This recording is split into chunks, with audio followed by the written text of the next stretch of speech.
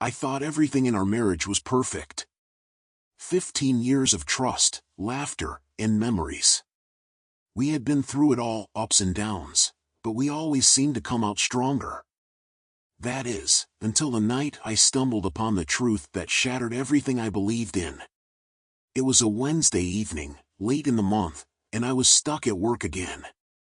My boss had dumped a pile of last-minute reports on my desk, and it was clear I would not be home before 7 p.m. This was a monthly routine, one I had grown tired of, but I had no choice. I picked up the phone to call Emma, my wife. "Hey, honey. It looks like I'll be working late again," I said, already bracing myself for her sigh of disappointment. "Oh, I figured," Emma responded, her voice tight but composed. "I reserved a table for us at Francesco's for 7:30. I thought you might need a break after such a long day." Francesco's, a little Italian restaurant we frequented, was our special spot. It was where we shared our most intimate conversations, where I had proposed to her years ago. The thought of having dinner there brought a rare smile to my face. "Thanks, Emma. That sounds perfect. I'll wrap things up and meet you there. I shouldn't be more than a few minutes late."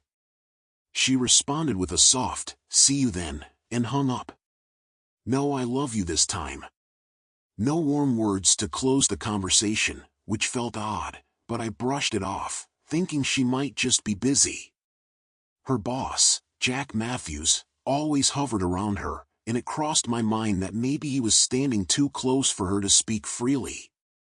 I shook off the feeling and buried myself in work, launching the company's system that automated half of the boring tasks my team usually avoided.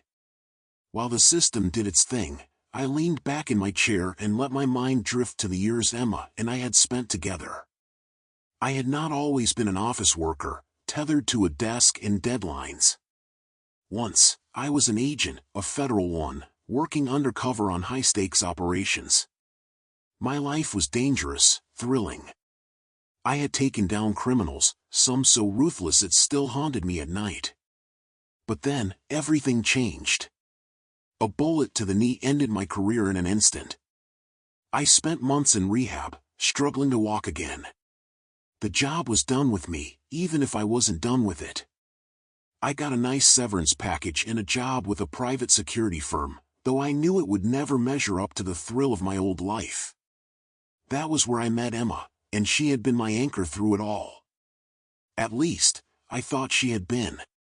That night at the office, as I finished the reports, something gnawed at me. It had been building for weeks, her strange distance, the short conversations, and the way she had started coming home late from work more often than usual. I could not put my finger on it, but I felt the crack in the foundation of what I thought was a solid marriage. I left the office just past 6:30, grabbed some roses from a corner shop, and drove toward Francesco's.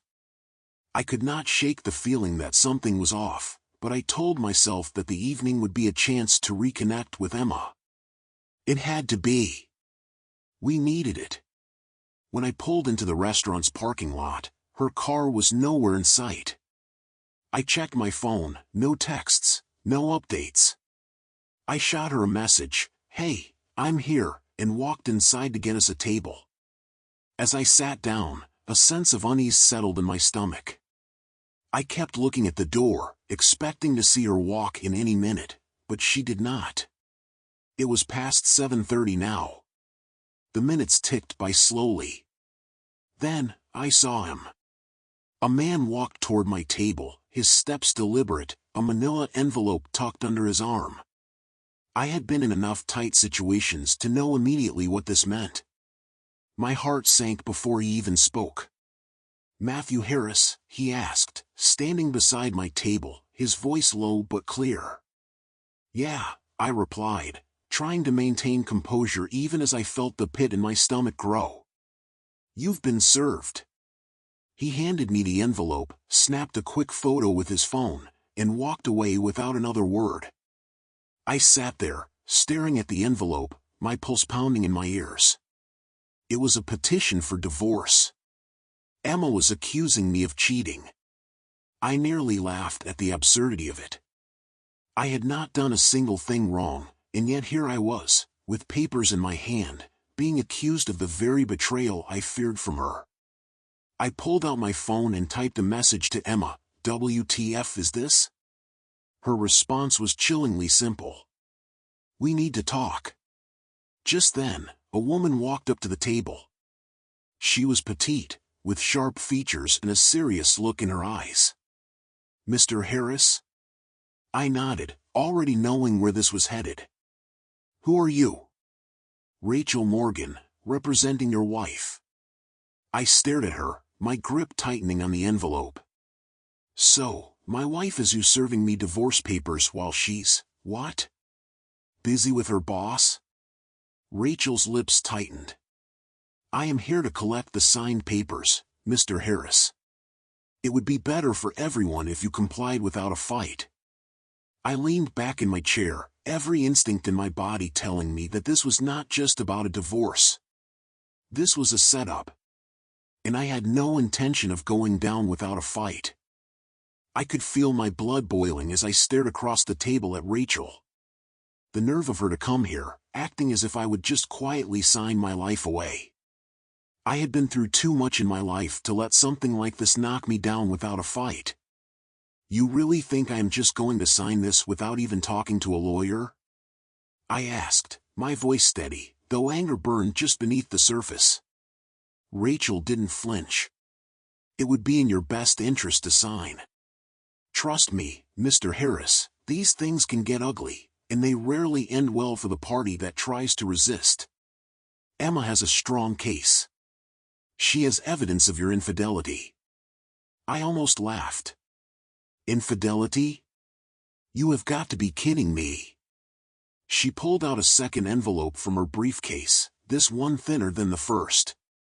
She slid it across the table, her fingers brushing the surface lightly, a practiced motion from someone who had done this many times before. "Inside this envelope are photos and other documents that clearly show your involvement with another woman. Your wife has been more than understanding, Mr. Harris. She just wants to settle this quickly and amicably." I snatched the envelope and tore it open, my hands shaking slightly, but not from fear, from rage. I pulled out the stack of glossy photos, my eyes scanning over the images. They were intimate shots, a man and a woman in bed together, their bodies entwined. But there was one glaring problem. The man in those photos was not me. I felt a surge of vindication, though it was immediately eclipsed by a flood of confusion and disgust. Someone had gone to great lengths to frame me. But why? Why would Emma, the woman I had shared my life with, the woman I had loved for years, do something like this? I threw the photos onto the table. "This is a joke, right?" I said, my voice trembling with fury. "I was in Seattle when these were supposedly taken. Check my calendar, my plane tickets, hell, even my hotel receipts. I've got proof. This is the sloppiest setup I've ever seen."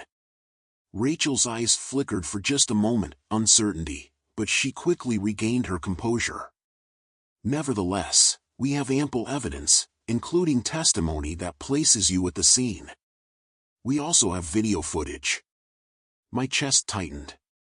"Video footage?" I asked. "Of what exactly?" "You were seen entering a hotel with this woman on multiple occasions," Rachel said, folding her hands neatly in front of her. "The evidence speaks for itself. The best course of action for you is to sign the papers, split the assets, and move on with your life." I clenched my fists under the table. The calm, calculated way she laid out the facts, as if this was some kind of open-and-shut case, made me feel like I was suffocating. "You can tell Emma she can go to hell," I growled. "And you can join her." Without waiting for a response, I pushed myself up from the table, gripping the edge to steady myself. My legs still ached from the injury that had taken me out of the field, but this pain was nothing compared to the fire burning inside me now. I left the restaurant without a backward glance, ignoring Rachel's quiet, you will regret this." The cold night air hit me like a slap, and I stood by my car for a moment, trying to collect my thoughts. Everything was spinning. I could not believe this was happening. I had to know what was really going on. My mind raced through every possibility, trying to connect the dots. Emma had been distant for months now. At first, I chalked it up to stress from her job. Working as the executive assistant to her boss, Jack, was demanding. But now, the pieces were starting to fit together. Her coldness, the way she avoided my questions, the nights she came home late, smelling like expensive cologne that was definitely not mine. She had been seeing someone else, and this entire charade was just a way to make me the bad guy. But why frame me so meticulously? What was she hiding? I got into my car, my hands gripping the steering wheel as I fought to keep control.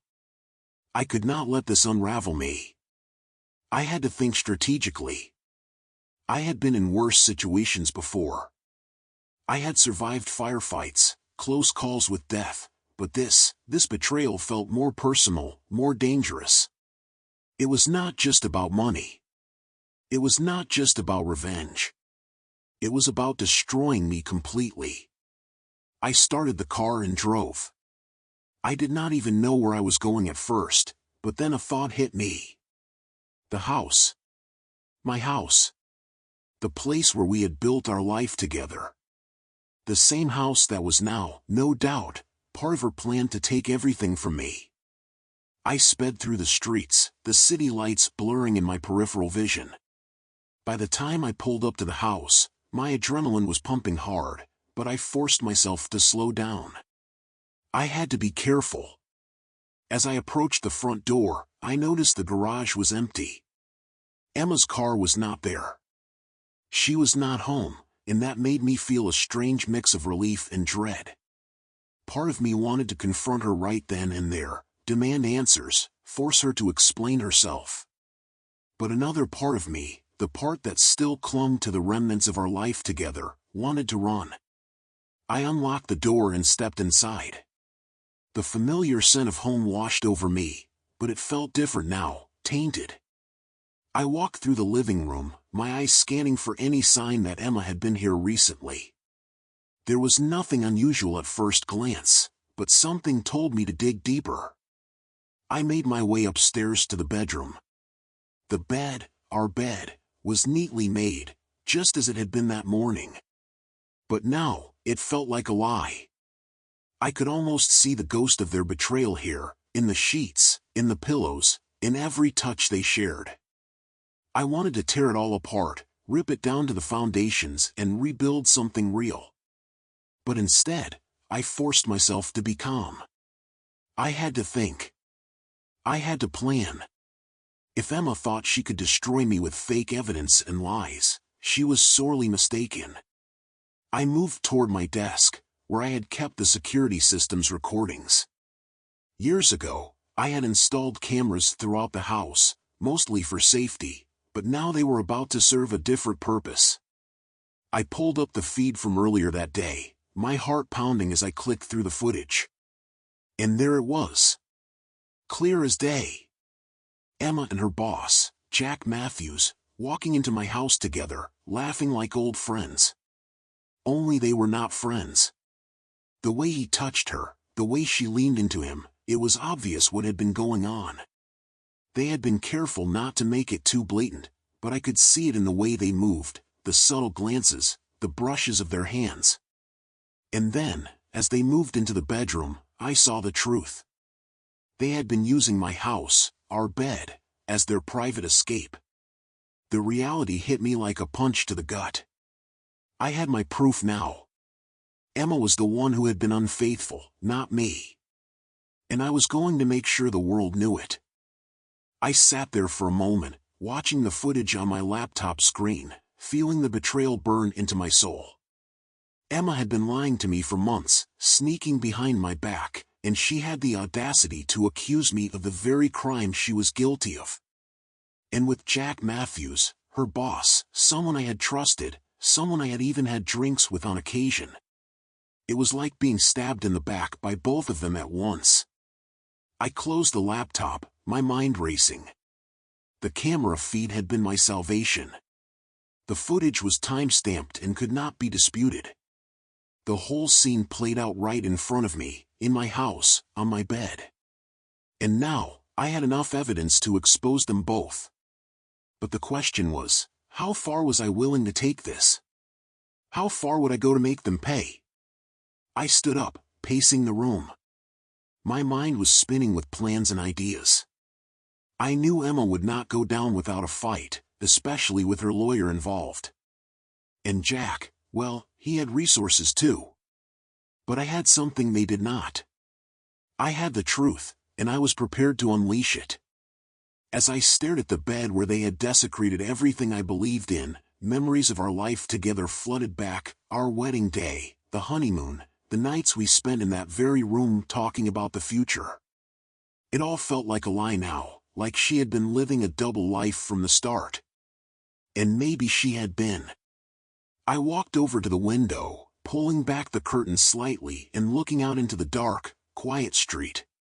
My leg throbbed, a constant reminder of the bullet that had taken me out of the field, the injury that had turned my life upside down.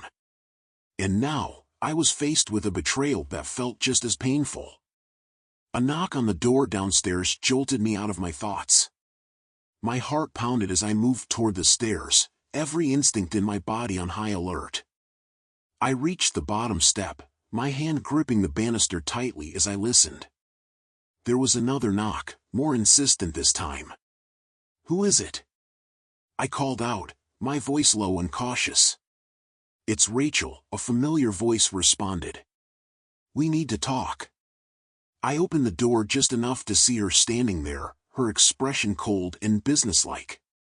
She was not here for a friendly chat, that much was clear. "What do you want?" I asked, not bothering to hide the anger in my voice. Rachel took a step forward, but I blocked her entrance with the door, making it clear she was not welcome inside. "I came to give you one last chance, Mr. Harris," she said, her tone as sharp as her gaze. "Emma wants this to go smoothly, but you are making it difficult." I could not help but laugh bitterly. "Smoothly? She set me up, Rachel. She's the one cheating, not me." Rachel's eyes flickered, just for a second, but she quickly composed herself. "Mr. Harris, the evidence is against you. Sign the papers, and we can make this easier for everyone. You do not want this to go to court."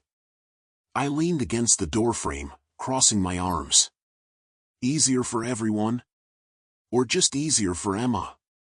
I saw the footage. I know what she's been doing. And I'm not about to roll over and let her take everything. Rachel's jaw tightened, and I could tell I had struck a nerve. "Footage? What footage?"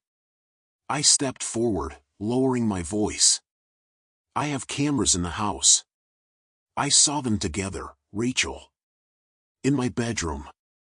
So do not stand there and tell me I'm the one who's been unfaithful." She blinked, her expression shifting ever so slightly, but she did not respond right away. I could see her calculating, wondering how much I knew and how much I was bluffing. "You may think you have something, Mr. Harris," she finally said, her voice cool, "but Emma has her own evidence. And in court, it's all about who can present the strongest case." I shook my head, feeling a surge of anger rise within me. "No, Rachel. In court, it's about the truth. And I have it."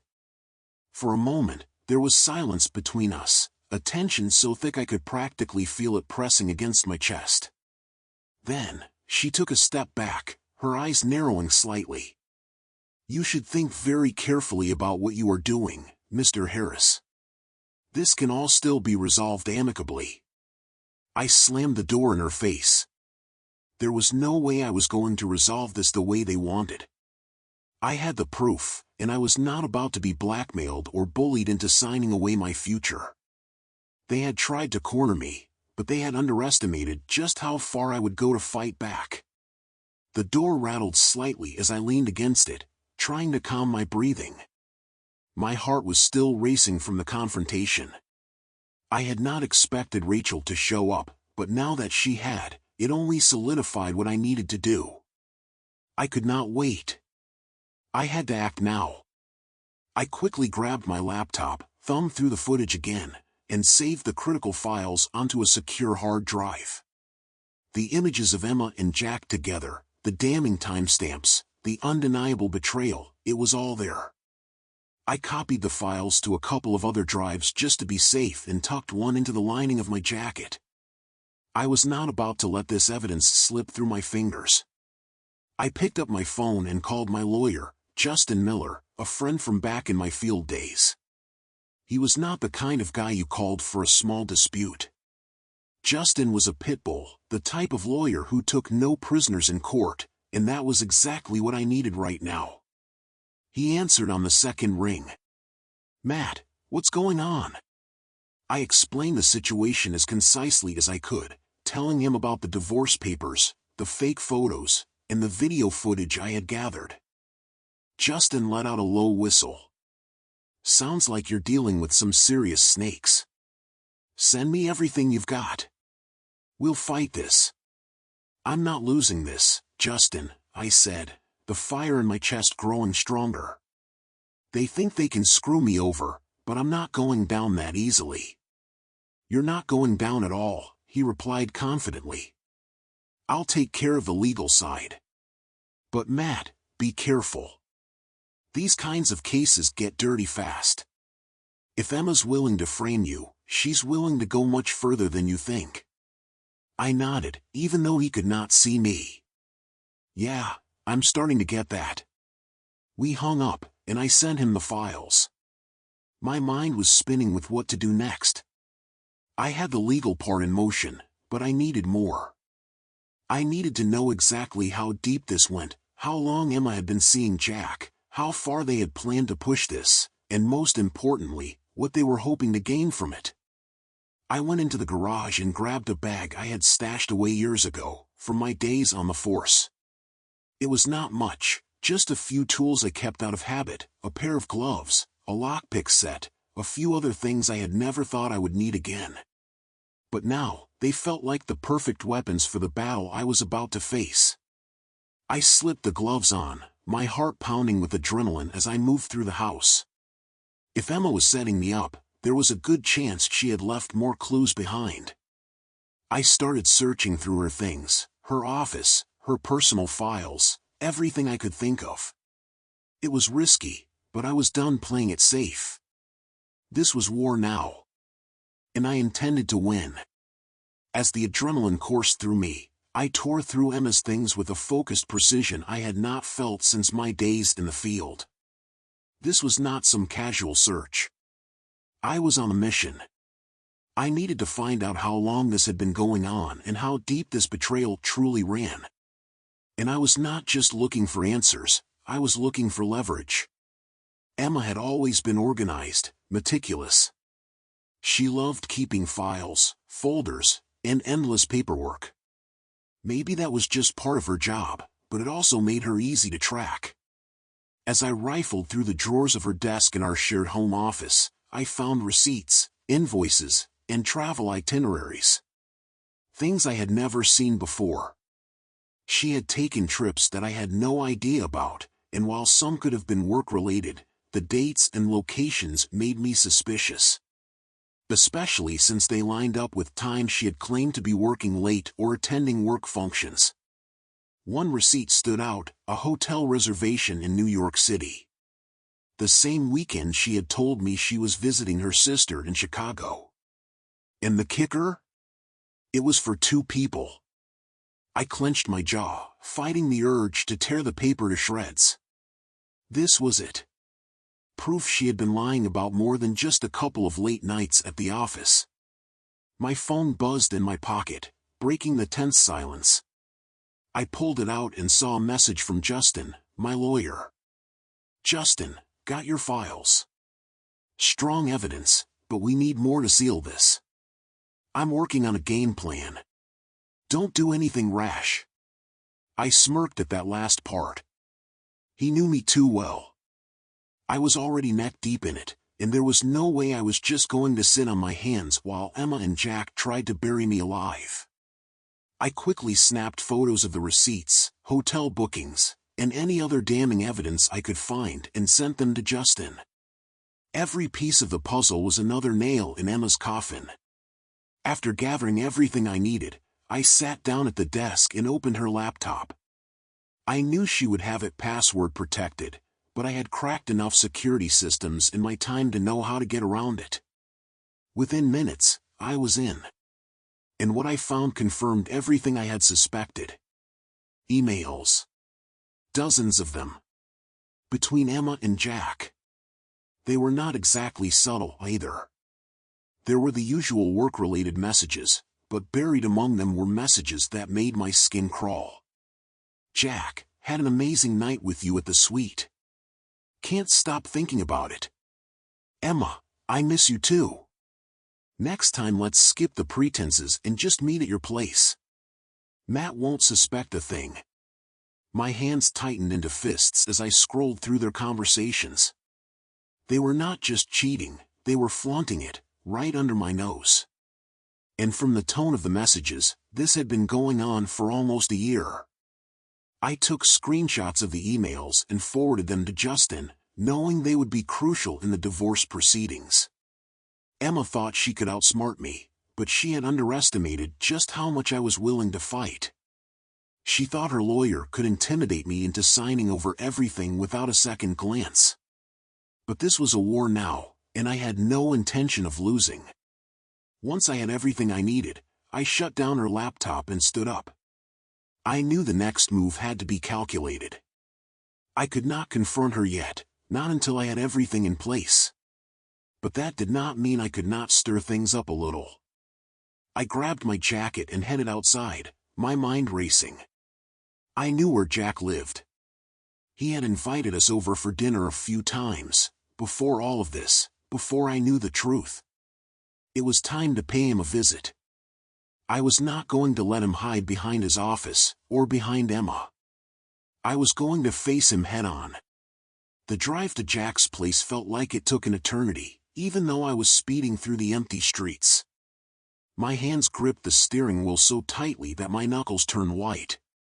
I kept replaying the things I had seen, the emails, the hotel receipts, the way they had used my house, my life, as a cover for their affair. The more I thought about it, the angrier I got. When I pulled up to Jack's house, I parked a few blocks away. No need to make this confrontation any messier than it already would be. I got out of the car and walked the short distance to his driveway, the cool night air doing nothing to calm the fire burning in my chest. The lights were on inside his house, a sprawling modern mansion that screamed wealth and arrogance. I could see movement through the large windows. Jack was home, and he was not alone. I moved quietly toward the house, staying in the shadows, and as I got closer, I could hear voices. Jack's, deep and commanding, and a woman's laughter, light and flirtatious. It was not Emma. The voice was unfamiliar, but it did not matter. Jack was up to his old tricks. He was not just screwing me over, he was screwing over everyone. I peered through the window, careful to stay out of sight. Jack was sitting in his living room with a blonde woman draped over him, her arms wrapped around his neck as she whispered something into his ear. He was grinning like the smug bastard he was. I had seen enough. I walked up to the front door and knocked hard, the sound echoing through the quiet night. Inside, I heard them both stop talking. After a moment, the door opened, and Jack stood there, his smile instantly disappearing when he saw me. "Matt," he said, his voice tight, his eyes narrowing. "What the hell are you doing here?" I pushed past him, stepping into his house without waiting for an invitation. "We need to talk, Jack." The blonde woman on the couch looked startled, sitting up straighter as she glanced between Jack and me. Jack closed the door behind me, his expression hardening. "I do not think this is the right time." I turned to face him, my anger barely contained. You do not get to decide when the right time is, Jack. You've been screwing my wife behind my back for months. And now you're going to pay for it. Jack's face went pale, his composure slipping for the first time. I don't know what you're talking about. Save it, I snapped. I have emails, footage, and proof that you and Emma have been sneaking around. So let's cut the bullshit, Jack. I'm here to give you one chance to come clean. The woman on the couch stood up, clearly uncomfortable with the tension in the room. Jack, who is this? She asked, her voice shaking slightly. Go upstairs, Dana, Jack said, his eyes not leaving mine. I'll handle this.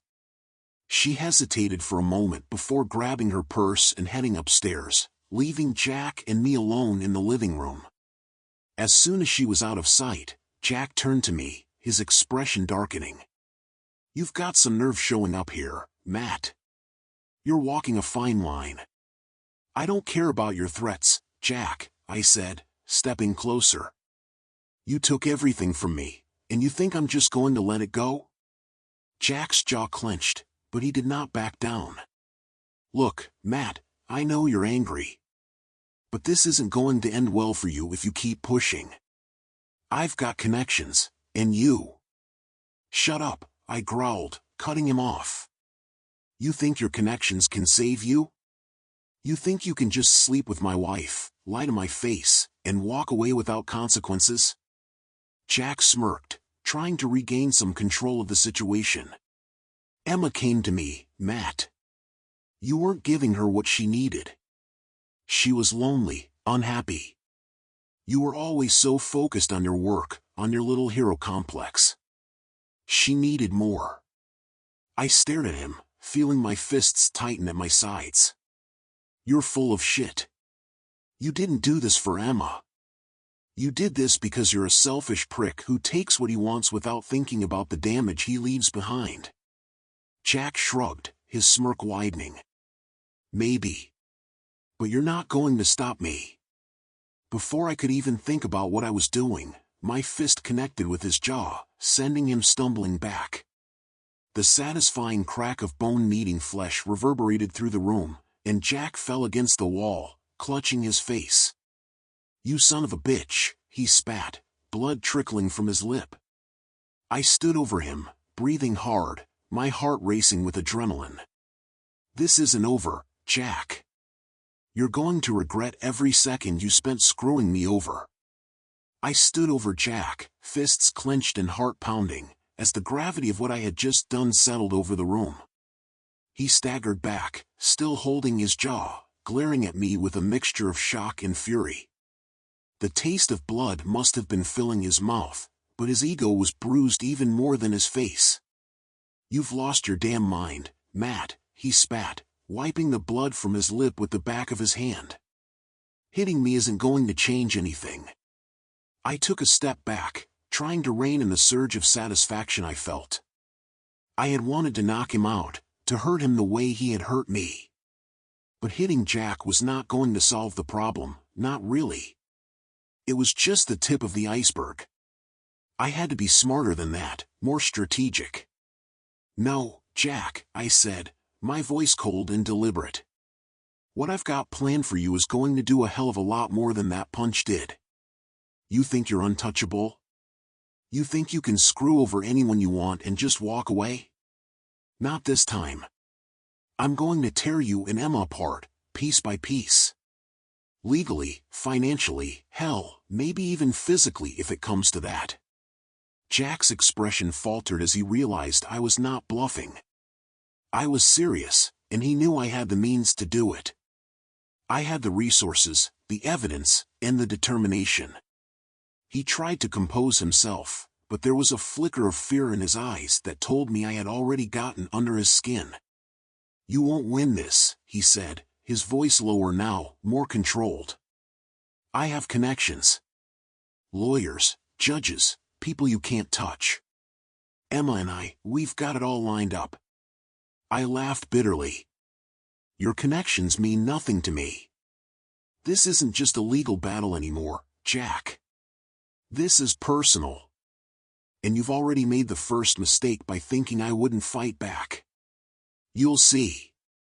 The sound of footsteps above us interrupted the moment, and the blonde, Dana, appeared at the top of the stairs, hesitating as she looked down at the scene below. "Is everything okay?" she asked cautiously, her eyes darting between Jack and me. Jack shot her a quick glance, clearly trying to maintain some semblance of control. "Go back upstairs, Dana. This doesn't involve you." But she stayed put, her gaze locking on Jack's swollen, bloody lip. It was obvious she wanted answers, but she was smart enough to know she was not going to get any right now. "I'll see myself out," I said, my voice dripping with contempt. "But Jack, remember, this isn't over. Not by a long shot." Without waiting for a response, I turned and walked out the front door, my hands still shaking with the remnants of adrenaline. As I stepped outside, the cold night air hit me like a wall, cooling my fury just enough for me to think clearly again. I had dealt the first blow, but I knew Jack would retaliate. He was not the type to back down, and with Emma on his side, they would try everything to bring me down. But this time, I was ready. I got into my car and drove, the streets blurring as I focused on what came next. I needed to talk to Justin again, to get the legal wheels turning. There was no way Emma and Jack were going to come out of this unscathed. I had too much on them, and now that I had seen their dirty little affair with my own eyes, I was more determined than ever to make them pay. As I drove, my phone buzzed in the passenger seat. I glanced at the screen, Emma. For a moment, I considered ignoring it. What could she possibly say to justify what she had done? But curiosity got the better of me, and I picked it up, answering with a sharp, "What do you want?" There was a pause on the other end, the kind that tells you someone is choosing their words carefully. "We need to talk." Emma's voice finally came through, her tone calm, almost too calm. "Not like this. In person." I gripped the wheel tighter, forcing myself to stay composed. "Why? So you can feed me more lies? You think I don't know what you've been doing with Jack? I've seen it all, Emma. The emails, the hotel receipts, the footage from our house. You've been screwing him right under my nose for months." She sighed, a long, drawn-out breath that reeked of guilt. "I didn't want it to be like this, Matt. I didn't want to hurt you." I laughed bitterly. "Too late for that, don't you think? You betrayed me, Emma. You betrayed our marriage, our life together. And now, you're trying to turn it all on me with fake evidence? You're disgusting." "Matt, please," she said, her voice softening. "Just meet me. One last time. We need to talk face to face. There are things you don't understand." My first instinct was to tell her to go to hell, to cut her off completely. But something in her voice gave me pause. As much as I hated to admit it, part of me still wanted to hear her out, to hear her explain why she had done this.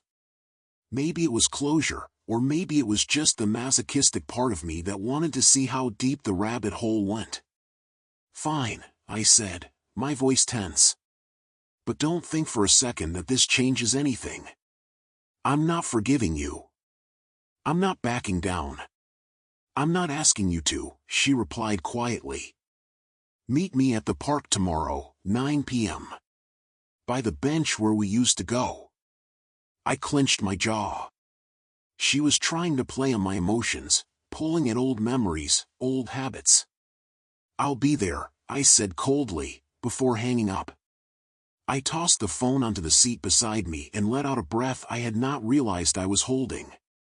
I hated how she still had the ability to get under my skin, how even after everything she had done, I still felt the need to confront her. But this was the final straw. I would hear her out, and then I would make sure she paid for every lie, every betrayal. As I pulled into the parking lot of my hotel, I noticed a car parked a few spaces down. It was not familiar, but something about it set off alarms in my head. Call it instinct or paranoia from my years in law enforcement, but I knew when something was off. I parked my car and waited, watching the car from the corner of my eye. Nothing happened for a few minutes, and then I saw it, the flicker of movement inside the car. Someone was sitting there, watching me. I felt the hairs on the back of my neck stand up. Who the hell was watching me? Was it Emma? Jack? Someone they had hired to tail me? I got out of my car slowly, keeping my movements casual. My heart was pounding again, but I kept my face neutral as I walked toward the hotel entrance, pretending I had not noticed the car at all. Once inside, I headed straight for the elevator, but instead of going up to my room, I waited by the window in the lobby, peering out discreetly. The car had not moved. Whoever was in there was still watching. This was getting deeper than I had expected. Emma's call had shaken me, but this was something else entirely. I knew I was stepping into dangerous territory, but the further I went, the more I realized I had no choice. They had dragged me into this mess, and now I had to fight my way out. But I had been through worse. I knew how to survive. And this time, I was going to win. The next day dragged on like a slow-motion train wreck, anticipation simmering just beneath my skin. I spent the morning at the hotel, my mind racing through every possible scenario for the meeting with Emma that night. There was no doubt in my mind that whatever she had to say, it would be another twisted attempt to manipulate the situation. But I was ready for her. I went over the evidence with Justin, making sure everything was lined up perfectly for the inevitable courtroom showdown. The photos, the emails, the footage, it was all airtight. He reassured me that we had a strong case, but something about Emma's sudden request to meet made me wary. She would not give up without a fight, and she would not have asked to meet unless she had some new angle to play. That thought kept gnawing at me all day. I could not shake the feeling that I was walking into some kind of trap, but I was not about to back down. I needed answers, and tonight, I was going to get them. By the time evening rolled around, I was more than ready to get this over with. I left the hotel at dusk, taking a few extra turns along the way to make sure I was not being followed. The memory of the car that had been watching me last night still weighed on my mind.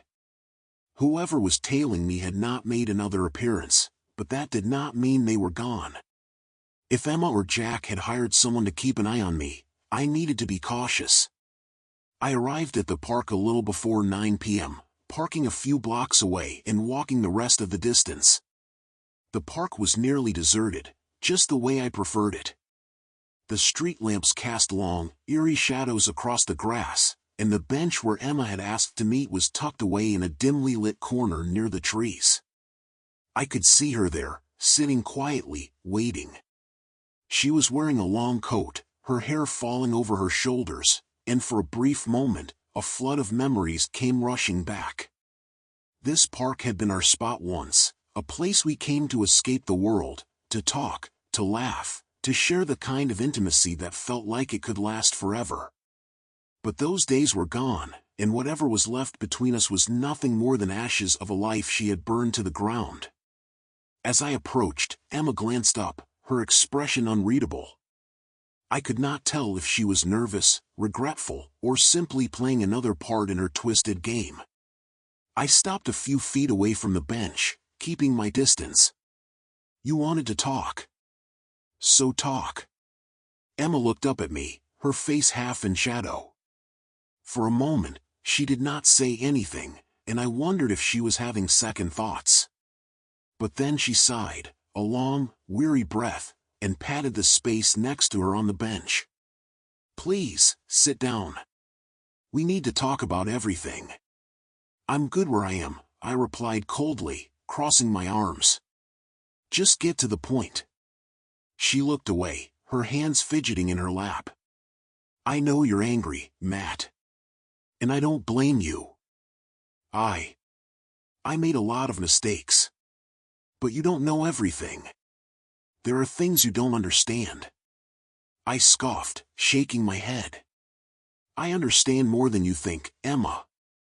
You lied to me, cheated on me, and then had the nerve to try to frame me with fake evidence. You've been sleeping with Jack for months, using our house like it was some kind of playground for your affair. And now you want me to believe there's some noble reason behind it all? Her eyes flashed with something, maybe guilt, maybe desperation. It's not that simple. I took a step closer, lowering my voice. Then make it simple. For the first time since I had arrived, Emma's composure cracked. Her voice wavered, and she shifted uncomfortably. I didn't plan this, Matt. I swear.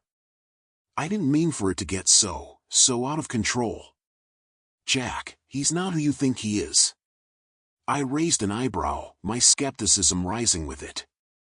Oh, please. Let me guess, Jack manipulated you, right? He coerced you into cheating, and now you're the victim in all of this?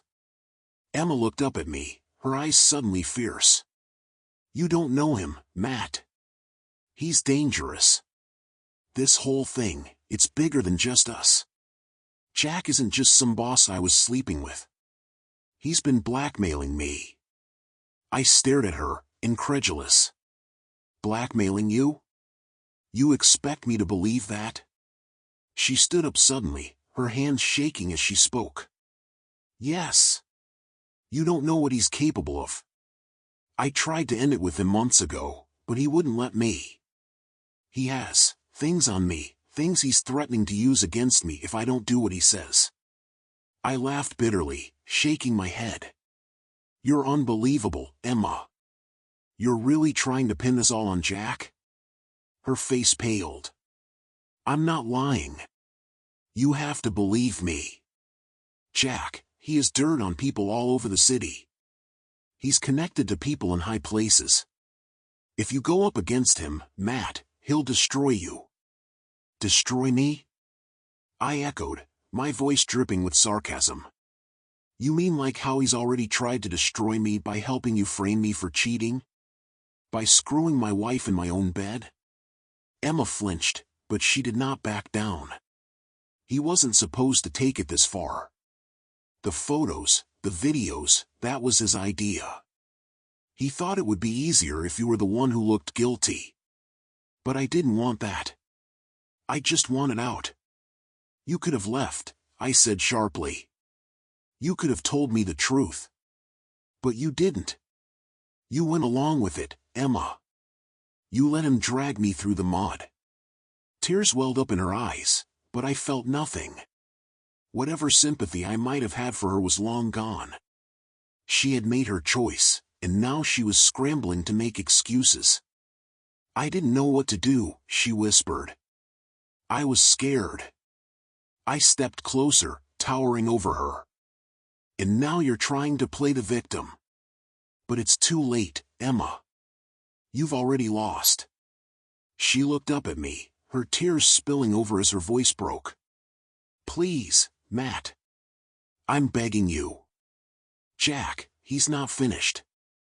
If you go after him, he'll ruin both of us. I stared at her, unmoved by the tears, the desperation in her voice. I had seen this act before, and I was not falling for it again. You should have thought about that before you started screwing him, I said coldly. Emma reached out, grabbing my arm. Matt, please. I need your help. We can still fix this. I can help you take him down. I yanked my arm away from her grasp, my patience long gone. I don't need your help, Emma. I don't need anything from you. She collapsed back onto the bench, her face buried in her hands as she sobbed quietly. But I felt nothing. Whatever love I had once had for her, whatever compassion or understanding I might have offered, was gone. All I saw now was the person who had tried to ruin me. I took a step back, my voice cold and final. You made your bed, Emma. Now you get to lie in it. Without another word, I turned and walked away, leaving her behind in the darkness. I did not look back. There was nothing left for me here. As I walked back to my car, my phone buzzed in my pocket. I pulled it out, half expecting another message from Justin, but instead, it was a notification from my home security system. Emotion alert. I froze, staring at the screen. Someone was in my house. I stood there, frozen in place, staring at the notification on my phone. My house. Someone was inside. The alert had come from the security cameras I had installed years ago, back when I was still on the force. The system had never failed me, and I knew it wasn't a false alarm. Whoever it was had triggered the motion sensors in the living room, and they were moving around in my home. My first thought was that it had to be Emma. Maybe she had sent someone to retrieve something, or maybe she was desperate enough to break in herself. But deep down, I knew it wasn't her. Not after the scene in the park. Emma might have been a liar, but she wasn't stupid enough to do something this reckless. No, this had Jack written all over it. I quickly unlocked my phone and opened the security app, pulling up the live camera feed. My heart pounded as I watched the grainy black and white footage from the living room. At first, I couldn't see anything. The room was still, the furniture untouched. But then, there was movement, a shadowy figure stepping into view from the hallway. The intruder was dressed in dark clothing, their face obscured by a hood. They moved quietly, deliberately, like someone who had done this before. My blood ran cold as I watched them make their way toward the bookshelf, where I kept important documents and personal files. Whoever this was, they weren't just some random thief. They were looking for something specific. I clenched my fists, feeling the familiar surge of adrenaline kick in. Years of law enforcement training came rushing back to me. I knew I couldn't just rush in blind, but there was no way I was letting this slide. I had to act fast. I glanced around the empty park, making sure no one was watching me before sprinting back to my car. My mind raced through possibilities as I jumped into the driver's seat, my hands trembling as I started the engine. Whoever this was, they had picked the wrong night to mess with me. I sped through the streets, my pulse racing as I navigated the dark, winding roads back to my house. I kept one eye on the road and the other on the camera feed, watching as the intruder moved methodically through my home. They rifled through the bookshelves, pulled open drawers, searching for something. It was clear they knew exactly where to look. As I neared my house, I pulled off the main road and parked a few blocks away, just out of sight. The last thing I needed was to scare them off before I could catch them. I checked the camera again, noting that the intruder was still in the living room, now pulling papers from my desk. Perfect. They were preoccupied. I slid out of the car and quietly made my way toward the house, my heart pounding in my ears. The street was eerily silent, the only sound the soft rustling of leaves in the wind. I moved quickly, sticking to the shadows, every muscle in my body tense with anticipation.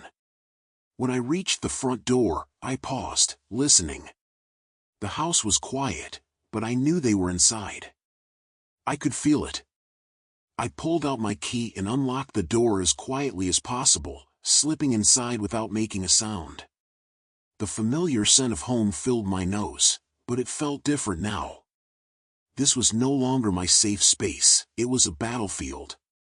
I crept through the entryway, my back pressed against the wall as I listened for any movement.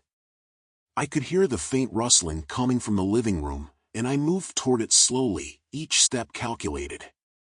My training had taught me to stay calm, to think strategically, but it had been years since I had dealt with a situation like this.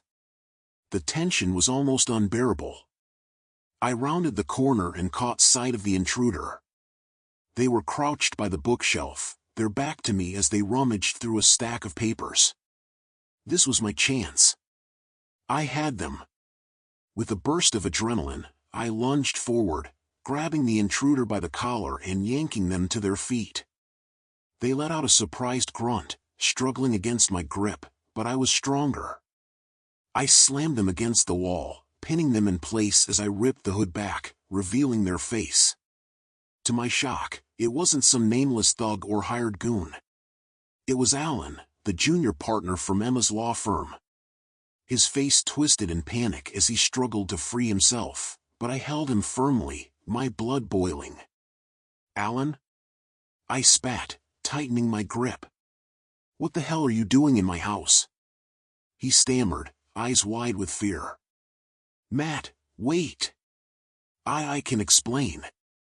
I shoved him harder against the wall, the adrenaline making my muscles tense and unyielding. "Start talking. Now." Alan swallowed hard, his face pale as he tried to collect himself. "Look, I didn't want to do this. Jack sent me. He said if I didn't help him, he'd ruin me. He has something on me, something bad." I felt a surge of disgust. "And what? You thought you'd come here, break into my house, and steal whatever you could find? What exactly were you looking for?" Alan's eyes darted around, searching for an escape, but he knew he had no way out. "Jack wanted the footage. The security footage of him and Emma. He knows you have it. He's desperate to cover his tracks." I clenched my jaw, resisting the urge to throw him across the room. So Jack had sent his lackey to do his dirty work. It all made sense now. Jack was scrambling, trying to erase any evidence that could bring him down. But it was too late for that. I had everything I needed to destroy him, and no amount of thuggery was going to change that. "You're pathetic," I snarled, shoving Alan away from the wall. He stumbled, catching himself on the edge of the desk. "You think this is going to make it all go away? You think Jack's going to protect you once you're caught?" Alan's face crumpled with fear. "Matt, please. You don't understand. Jack, he has powerful friends. If he goes down, we all go down. He'll make sure you lose everything." I stepped closer, my eyes locked on his, unblinking. "I don't care about his friends. Jack's finished, and so are you if you don't get out of here right now."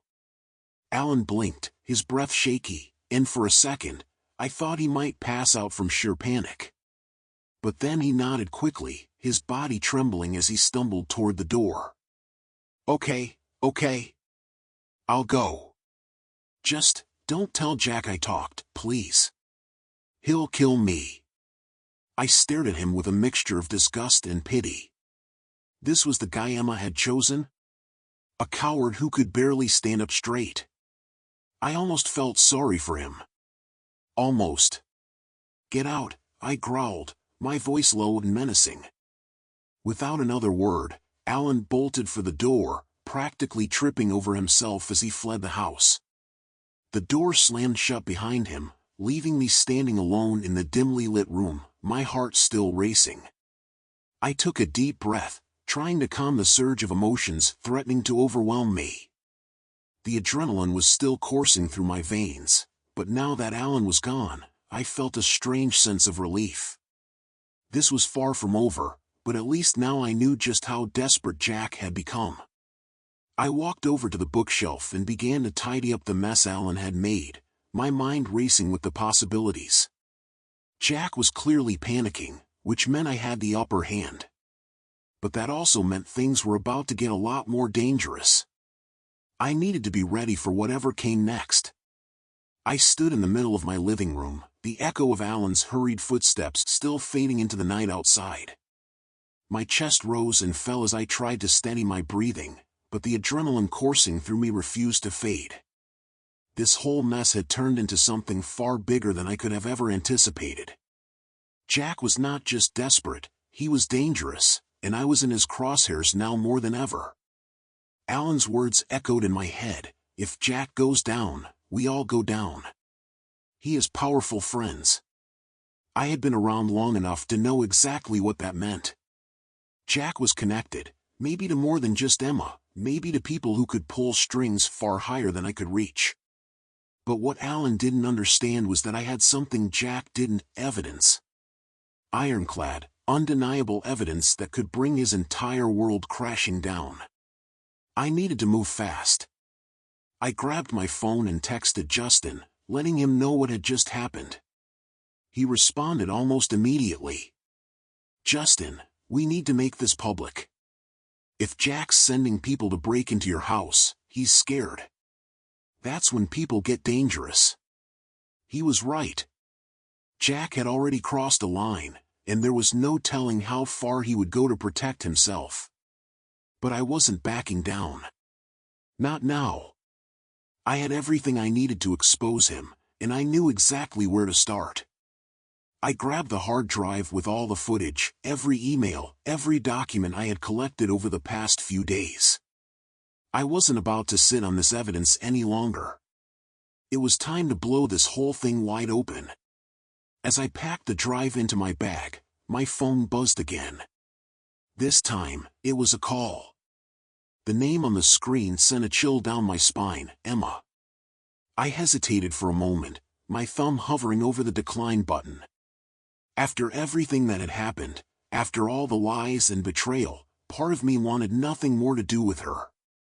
But another part of me, the part that still needed closure, that still had questions, couldn't resist. I answered. "Matt?" Her voice was shaky, as if she had been crying. "Please, we need to talk." I sighed, my frustration bubbling up again.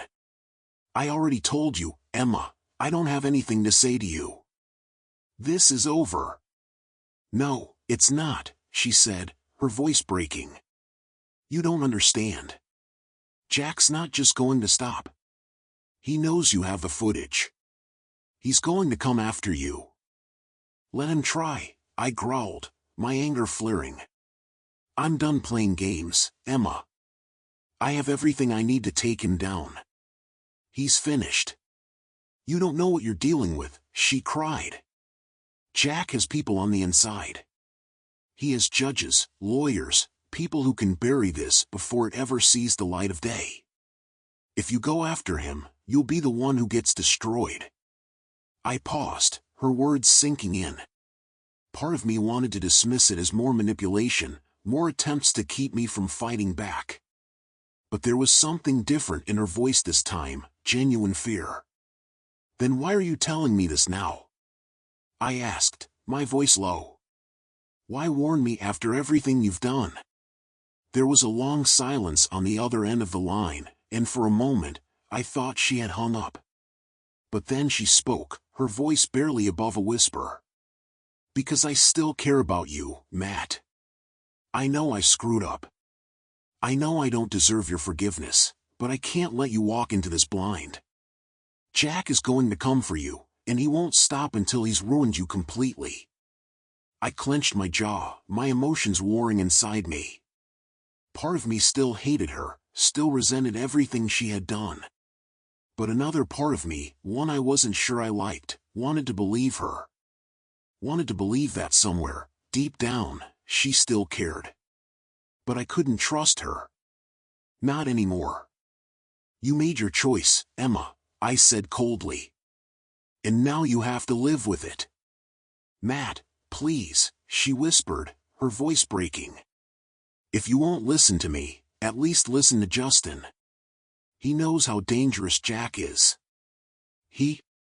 I cut her off. "I'm done listening to you. Stay out of my way, Emma. I'll take care of this myself." Before she could say anything else, I hung up, my hand shaking as I tossed the phone onto the couch. I couldn't let her get inside my head, not now. Not when I was so close to bringing this whole thing down. I grabbed my bag and headed for the door. There was no turning back now. I had to get this evidence into the right hands, people who could expose Jack before he made his next move. As I pulled out of the driveway, I couldn't shake the feeling that something was wrong. Emma's warning echoed in my mind, the fear in her voice unsettling me more than I cared to admit. But I had no choice. I had to press forward. I arrived at Justin's office late that night, my bag slung over my shoulder as I made my way up to his door. The building was quiet, the streets outside deserted, but the lights inside his office were still on. Justin had told me he'd be there, working late to get everything ready for the next phase of our plan. As I knocked on the door, a strange sense of dread washed over me. Something wasn't right. "Come in." Justin's voice called from inside. I pushed open the door and stepped inside, my eyes immediately scanning the room. Justin sat behind his desk, his laptop open in front of him. He looked up at me and smiled, but it didn't reach his eyes. "Got everything?" he asked, nodding toward my bag. "Yeah," I said, setting the bag down on his desk.